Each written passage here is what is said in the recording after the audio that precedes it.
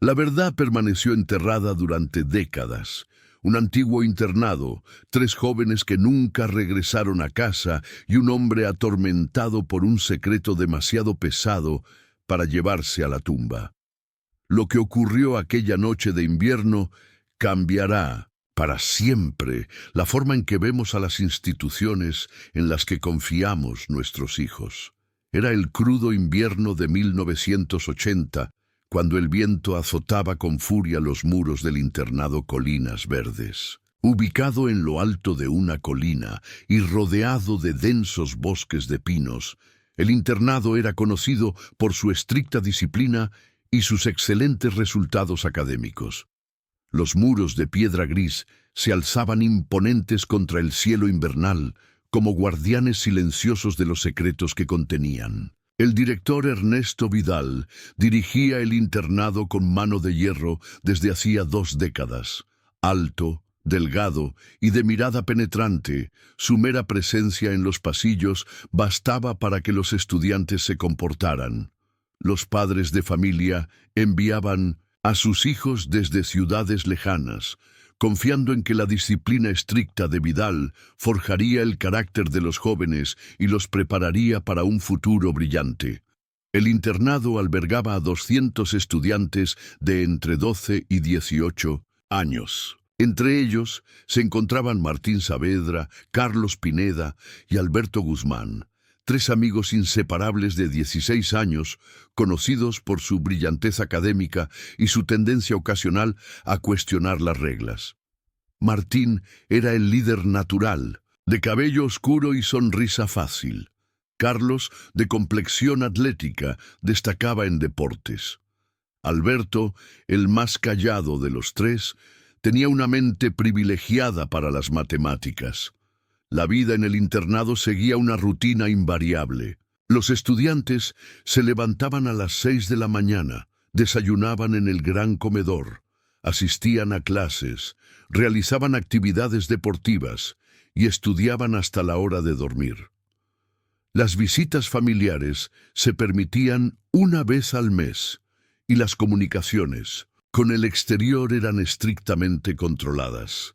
Manuel Espinosa, el conserje del internado, era un hombre silencioso de 50 años que conocía cada rincón del edificio. Llevaba trabajando allí desde su juventud y los estudiantes apenas notaban su presencia mientras limpiaba pasillos, reparaba averías o mantenía los jardines. Sus ojos cansados habían sido testigos de la evolución del internado bajo el mandato de Vidal. El 15 de febrero de 1980, la temperatura descendió bruscamente y una fuerte nevada aisló el internado del pueblo cercano. Era viernes por la tarde, cuando Martín, Carlos y Alberto fueron sorprendidos por el subdirector Ramírez en la biblioteca. Los 3 amigos habían encontrado documentos antiguos que sugerían irregularidades financieras en la administración del internado. Ramírez les confiscó los papeles y los llevó directamente al despacho del director Vidal. El castigo no se hizo esperar. Vidal determinó que los 3 jóvenes debían pasar el fin de semana en la temida sala de reflexión, un eufemismo para un pequeño cuarto sin ventanas en el sótano del edificio principal. Los estudiantes sabían que los castigos en la sala de reflexión podían ser severos, con largas horas de aislamiento y ocasionales castigos físicos que la institución denominaba correctivos disciplinarios. Manuel Espinosa vio cómo los 3 estudiantes eran escoltados por Ramírez hacia el sótano aquella tarde. Notó la mirada de furia contenida en los ojos de Vidal y sintió un escalofrío que no tenía nada que ver con el frío del invierno. El lunes siguiente, cuando los estudiantes debían reincorporarse a las clases, los 3 amigos no aparecieron.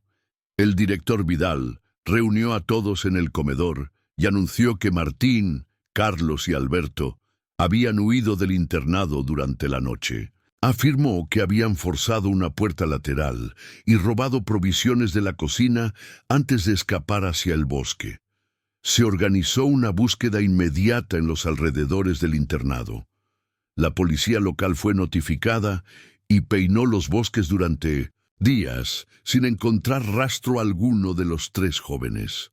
Las familias llegaron desesperadas, exigiendo respuestas, pero el director Vidal mantuvo firmemente su versión. Los 3 eran problemáticos, afirmó, y habían planeado su fuga durante semanas. Tras un mes de búsqueda infructuosa, el caso comenzó a enfriarse.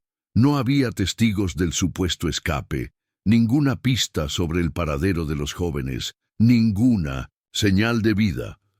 Las autoridades concluyeron que probablemente habían muerto congelados en el bosque durante la tormenta de nieve, aunque nunca se encontraron sus cuerpos.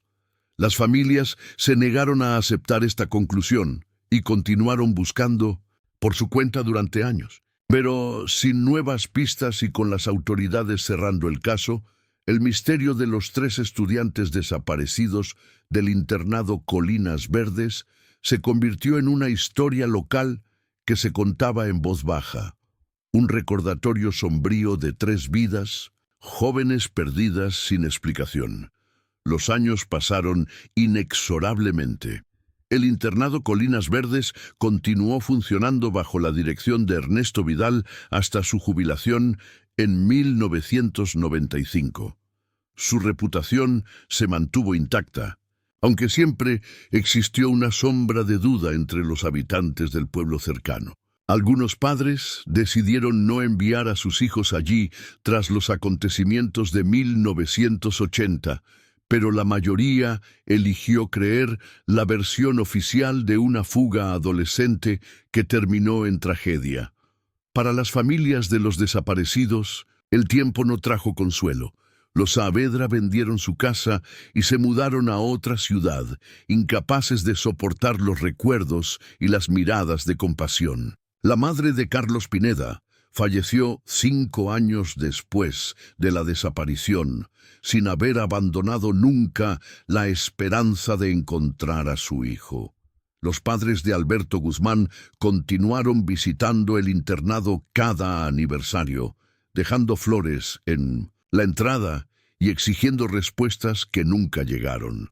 El subdirector Ramírez ascendió al puesto de director tras la jubilación de Vidal y continuó con la misma línea estricta de su predecesor. El internado prosperó bajo su mandato, expandiendo sus instalaciones y aumentando su prestigio académico. La historia de los 3 desaparecidos se convirtió en un rumor que los nuevos estudiantes comentaban en susurros durante las noches, una leyenda urbana que perdía detalles con cada generación.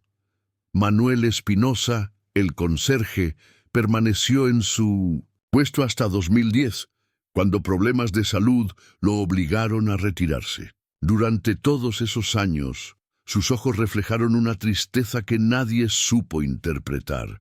Se volvió más callado, más reservado, y algunos notaron que evitaba cierta zona del jardín trasero, un rincón alejado donde crecían arbustos silvestres y donde nunca plantó flores, como en el resto de los jardines. Lo que nadie sabía era lo que realmente había ocurrido aquella noche de febrero de 1980. Los 3 estudiantes nunca habían planeado fugarse. Después de ser llevados a la sala de reflexión, el director Vidal bajó al sótano furioso por los documentos que habían encontrado.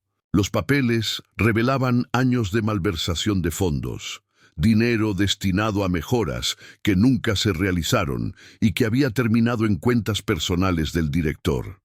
Vidal interrogó a los estudiantes uno por uno. Alberto, el más vulnerable de los 3, confesó que habían hecho copias de algunos documentos y las habían escondido. La rabia se apoderó del director, quien golpeó repetidamente a Alberto, exigiéndole revelar el escondite. El subdirector Ramírez sujetaba al joven mientras Vidal descargaba su furia. Los golpes fueron demasiado severos y Alberto perdió el conocimiento, golpeándose la cabeza contra la pared de piedra. Cuando intentaron reanimarlo, descubrieron con horror que no respiraba. El pánico se apoderó de Vidal y Ramírez, un estudiante. Muerto significaría el fin de sus carreras, investigaciones, posiblemente prisión. Decidieron en cuestión de minutos que tenían que encubrir lo sucedido. Llamaron a Manuel Espinosa, quien había demostrado su lealtad durante años, y lo obligaron a participar en el encubrimiento, amenazando a su familia. Esa misma noche, mientras la tormenta de nieve arreciaba, Manuel cavó una fosa profunda en la parte más alejada del jardín, detrás de unos arbustos densos. Vidal y Ramírez envolvieron el cuerpo de Alberto en mantas y lo enterraron allí bajo la atenta mirada de Martín y Carlos, quienes comprendieron que su destino estaba sellado. Los dos estudiantes supervivientes fueron separados inmediatamente. A Martín lo llevaron en plena noche a un reformatorio en la costa norte, a más de 500 kilómetros de distancia. A Carlos lo enviaron a un internado religioso en la frontera sur del país. Ambos recibieron nuevas identidades y fueron advertidos de que si alguna vez hablaban sobre lo sucedido, sus familias sufrirían las consecuencias. Eran menores de edad, asustados y sin recursos, atrapados en un sistema que los había borrado de la existencia. Manuel Espinosa tuvo que vivir con el peso de ese secreto. Cada día pasaba junto al lugar donde yacía enterrado Alberto, y cada noche las pesadillas lo atormentaban. Vidal y Ramírez lo mantuvieron vigilado, asegurándose de su silencio con una mezcla de amenazas y pequeñas compensaciones económicas. El jardín trasero se convirtió en un recordatorio constante de su complicidad forzada. Mientras tanto, Martín y Carlos vivían existencias separadas bajo identidades falsas. Martín, ahora llamado Jorge Méndez, fue obligado a trabajar en tareas de mantenimiento en el reformatorio hasta cumplir los 18 años. Después, sin educación formal completa y con documentos falsos, solo pudo encontrar trabajos precarios. Carlos, rebautizado como Andrés Molina, logró completar su educación en el internado religioso, donde los malos tratos eran comunes. Se convirtió en un joven callado y retraído, atemorizado por el peso del secreto que cargaba. Los años pasaron y el crimen quedó impune. Vidal disfrutó de una jubilación acomodada gracias al dinero desviado durante décadas. Ramírez continuó la tradición de malversación desde su posición como director. Las familias de los desaparecidos envejecieron sin respuestas y la verdad permaneció enterrada bajo los arbustos del jardín trasero, junto con los restos de Alberto Guzmán. El año 2015 marcó un punto de inflexión. Manuel Espinosa, ahora un anciano de 85 años con problemas cardíacos, vivía solo en un pequeño apartamento en las afueras del pueblo. Sus días transcurrían entre visitas médicas y largas horas frente a la ventana, contemplando un pasado que no podía cambiar, pero que se negaba a abandonarlo. Elena Morales, una joven bloguera de 30 años, había crecido escuchando historias sobre los 3 estudiantes desaparecidos. Su tío había sido profesor en el internado años después del incidente y siempre había sospechado que la versión oficial no cuadraba. Elena había creado un blog dedicado a casos sin resolver, principalmente desapariciones y misterios locales. Su estilo meticuloso de investigación la había convertido en una voz respetada en la comunidad online de aficionados a casos sin resolver. En abril de ese año, Elena publicó un extenso artículo revisando el caso de los 3 estudiantes del internado Colinas Verdes, coincidiendo con el 35º aniversario de la desaparición. Recopiló testimonios de antiguos estudiantes, entrevistó a familiares y analizó las inconsistencias en la investigación original. Su artículo señalaba la extraña coincidencia de que los 3 hubieran descubierto irregularidades financieras justo antes de su supuesta fuga. Manuel Espinosa leyó el artículo en la biblioteca pública local.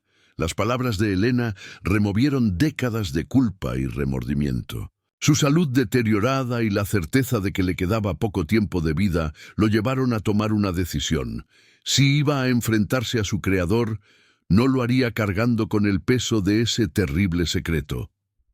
Tras varios días de reflexión, Manuel contactó con Elena a través de un correo electrónico escrito con dificultad desde un ordenador de la biblioteca. Le dijo que tenía información crucial sobre el caso y que estaba dispuesto a hablar, pero solo con ella y en persona.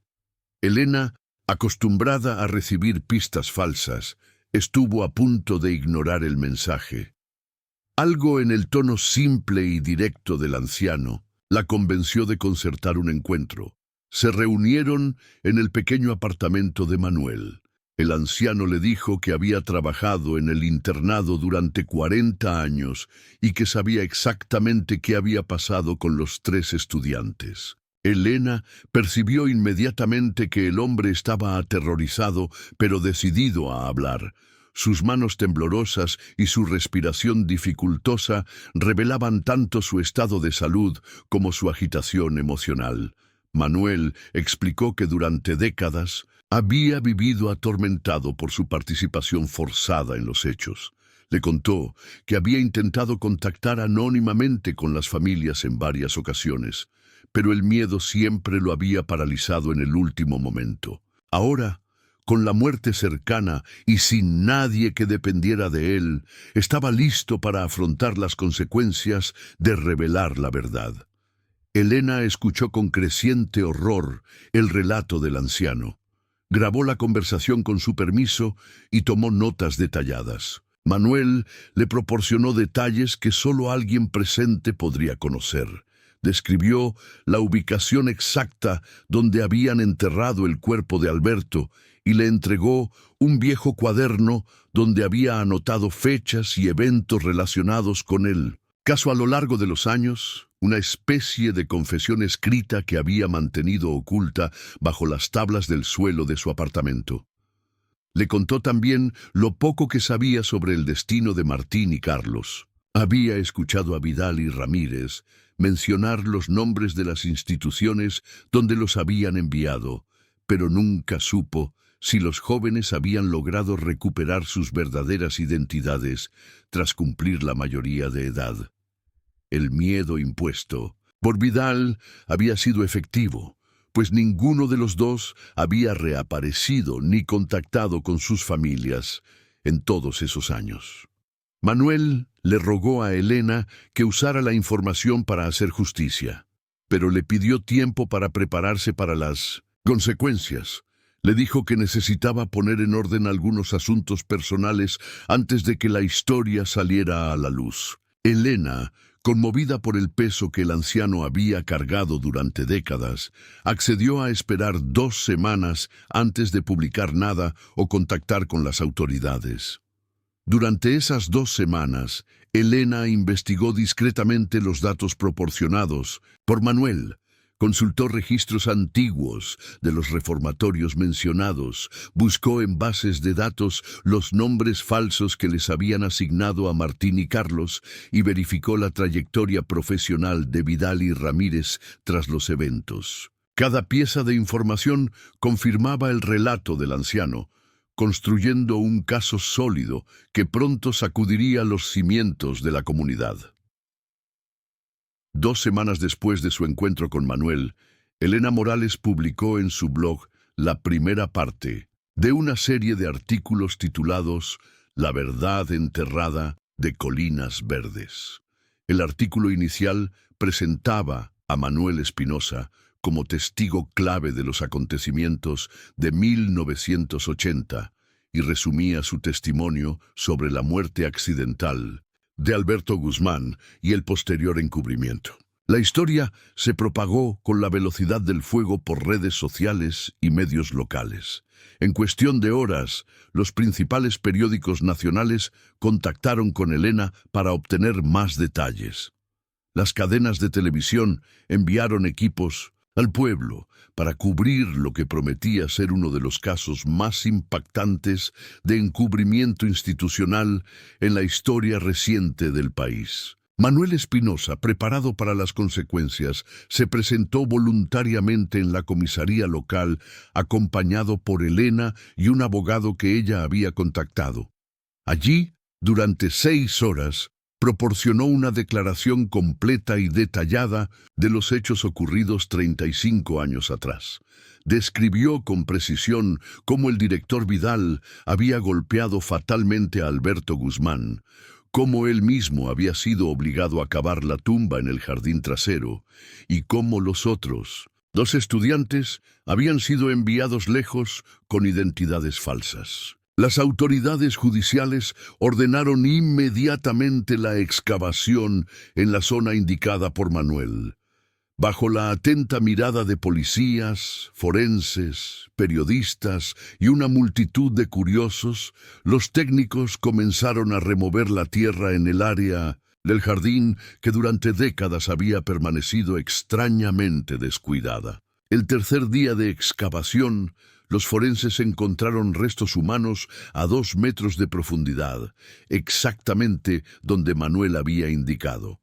Los análisis preliminares confirmaron que correspondían a un adolescente masculino y que llevaban allí décadas. Se ordenaron pruebas de ADN para comparar los restos con muestras proporcionadas por la familia Guzmán, quienes habían acudido inmediatamente tras conocer las noticias. Mientras la identificación forense avanzaba, la policía localizó y detuvo a Ernesto Vidal, quien a sus 87 años vivía en una lujosa residencia en la costa. El exdirector negó inicialmente todas las acusaciones, calificando el testimonio de Manuel como las divagaciones de un anciano resentido. Sin embargo, cuando se le informó del hallazgo de los restos humanos, su actitud cambió visiblemente. Solicitó la presencia de un abogado y se negó a hacer más declaraciones. El subdirector Ramírez, ahora director jubilado de 78 años, fue localizado en el extranjero, donde residía desde hacía 5 años. Las autoridades iniciaron los trámites para su extradición, mientras congelaban sus cuentas bancarias tras descubrir movimientos financieros sospechosos que corroboraban las acusaciones de malversación de fondos. La parte más compleja de la investigación fue la búsqueda de Martín Saavedra y Carlos Pineda. Siguiendo la información proporcionada por Manuel, la policía revisó los registros de los centros donde supuestamente habían sido enviados. En el Reformatorio del Norte encontraron expedientes de un tal Jorge Méndez, que había ingresado en febrero de 1980 con documentación irregular y sin registros educativos previos. En el internado religioso del sur hallaron un caso similar con un estudiante llamado Andrés Molina. Los investigadores utilizaron técnicas de reconocimiento facial, comparando fotografías de los expedientes con las últimas imágenes disponibles de Martín y Carlos antes de su desaparición. Los análisis confirmaron que se trataba de las mismas personas. Comenzó entonces una intensa búsqueda para localizar a los 2 hombres, ahora de 51 años, que habían vivido más de 3 décadas con identidades falsas. Martín Saavedra, bajo el nombre de Jorge Méndez, fue localizado en una pequeña ciudad costera donde trabajaba como mecánico. Vivía solo, nunca se había casado y llevaba una existencia discreta y solitaria. Cuando los agentes se presentaron en su taller y le preguntaron por su verdadero nombre, Martín se derrumbó. Entre lágrimas, confesó que durante años había contemplado la posibilidad de contactar con su familia, pero el miedo a las represalias y la vergüenza por no haberlo hecho antes lo habían paralizado. La búsqueda de Carlos Pineda resultó más complicada. Los registros de Andrés Molina se perdían en 2003, cuando aparentemente había emigrado. Tras semanas de investigación internacional, lo localizaron en un país vecino, donde trabajaba como profesor de matemáticas en un colegio rural. Carlos había construido una nueva vida, se había casado y tenía 2 hijos que desconocían completamente su verdadera identidad y su pasado. El reencuentro de Martín y Carlos con sus familias fue uno de los momentos más emotivos del caso. Los padres de Martín, ahora ancianos, habían mantenido intacta la habitación de su hijo durante 35 años. El padre de Carlos, único miembro superviviente de su familia, viajó desde otra ciudad para abrazar al hijo que había dado por perdido décadas atrás. Los medios de comunicación cubrieron estos encuentros con respeto, destacando la resiliencia de unas familias que nunca habían perdido la esperanza. Los padres de Alberto Guzmán recibieron la confirmación oficial de que los restos encontrados correspondían a su hijo. El dolor por la pérdida definitiva se mezcló con el alivio de conocer finalmente la verdad y poder dar sepultura digna a su hijo.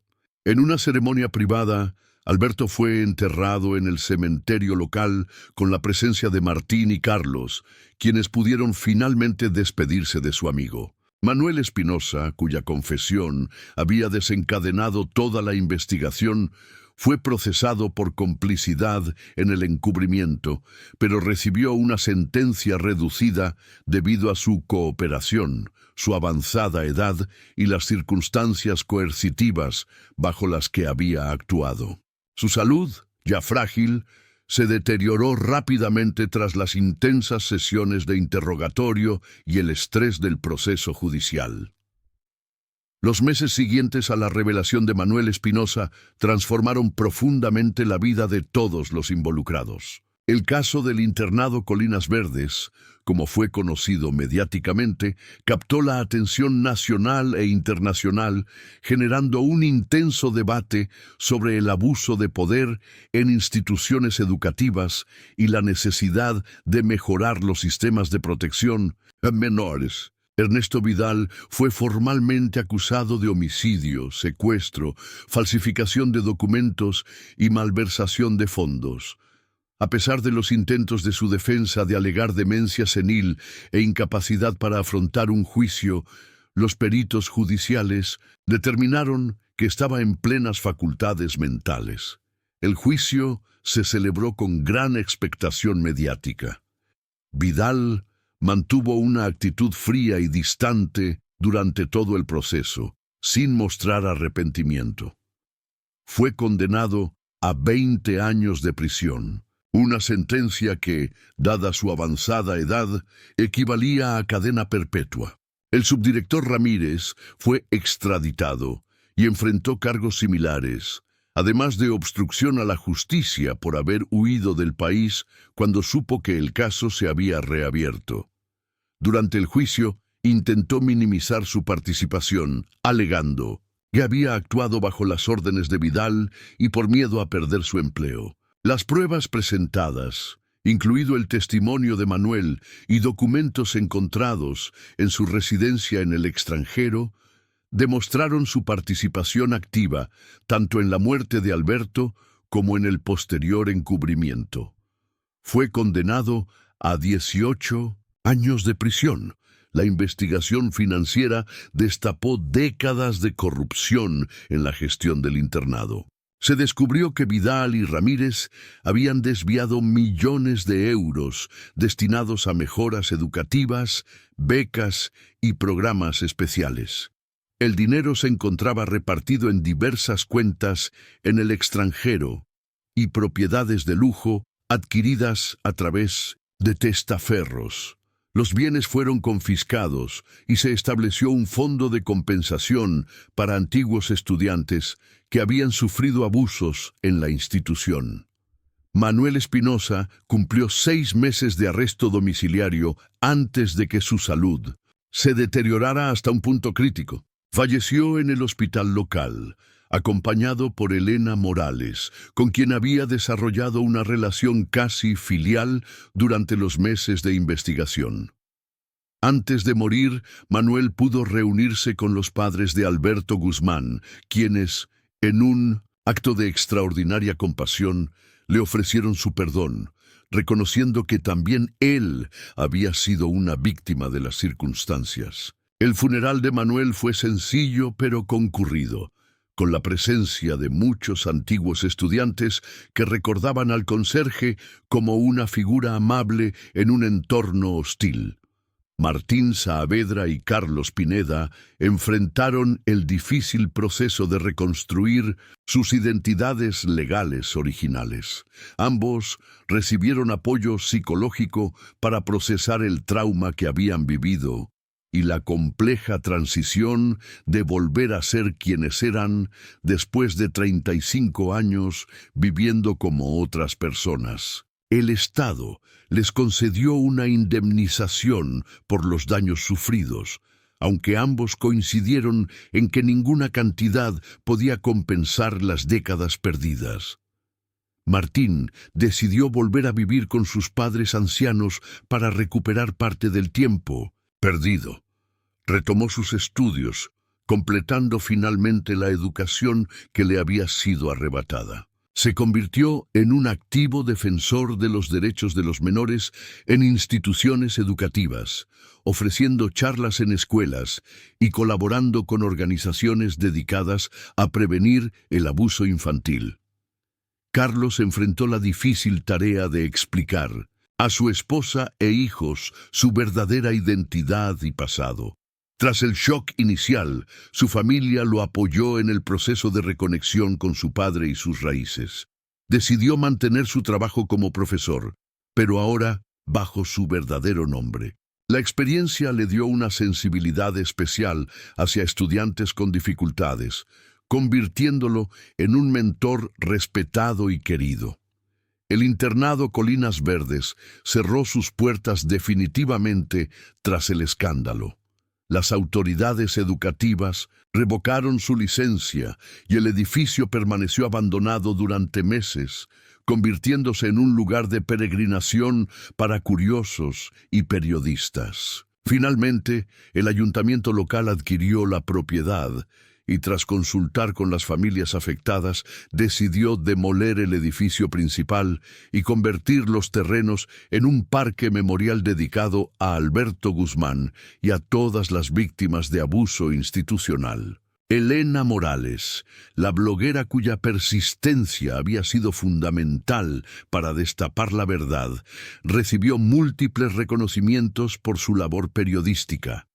Publicó un libro detallando la investigación que se convirtió en bestseller nacional. Continuó su trabajo investigando otros casos sin resolver, con un enfoque particular en abusos institucionales y desapariciones no esclarecidas.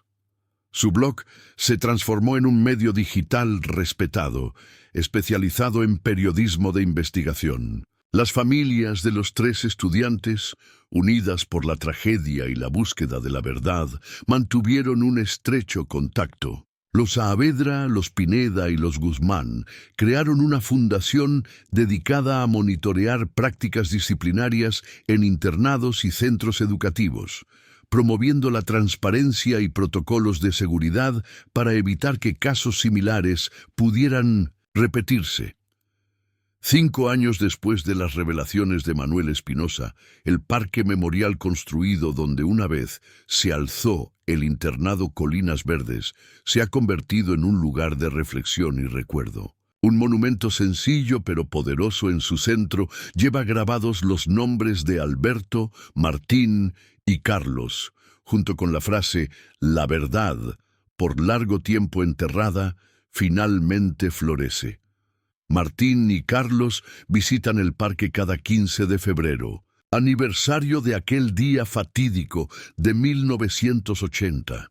Ambos han encontrado cierta paz, aunque las cicatrices emocionales permanecen. Sus testimonios en escuelas y universidades han contribuido a generar conciencia sobre el abuso de poder y la importancia de proteger a los más vulnerables. La historia del internado Colinas Verdes ha provocado una revisión nacional de los protocolos de supervisión en centros educativos residenciales. Nuevas leyes, conocidas popularmente como leyes Alberto, establecen controles más estrictos, visitas de inspección sin previo aviso y canales seguros para que los estudiantes denuncien abusos. El legado más importante de este caso trágico ha sido quizás demostrar que la verdad, por más profundamente enterrada que esté, encuentra siempre el camino hacia la luz, que el silencio impuesto por el miedo puede romperse con el valor de una sola persona dispuesta a enfrentar su pasado, y que nunca es tarde para la justicia, incluso cuando llega 35 años después.